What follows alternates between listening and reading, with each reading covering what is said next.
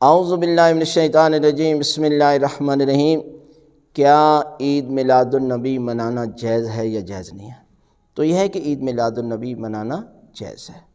یعنی یہ دن بہت ہی بابرکت دن ہے،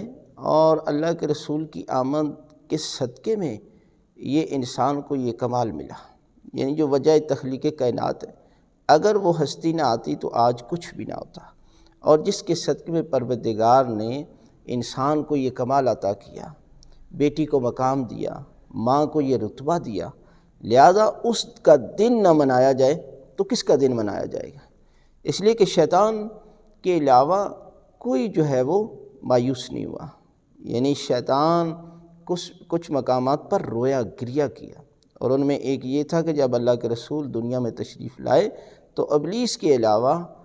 کسی کو جو ہے وہ پریشانی نہیں ہوئی۔ آج بھی یہ کہ اللہ کے رسول کی خوشی میں سب خوش ہیں، سوائے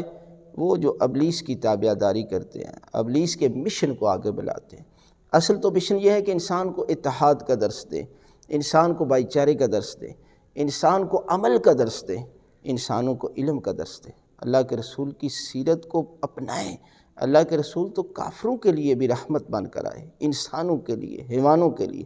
لہذا اللہ کے رسول کی تعلیمات کو لوگوں میں اجاگر کریں تو یقیناً حقیقی معنوں میں جو مقصد عید میلاد النبی منانے کا ہے وہ حاصل ہو جائے گا۔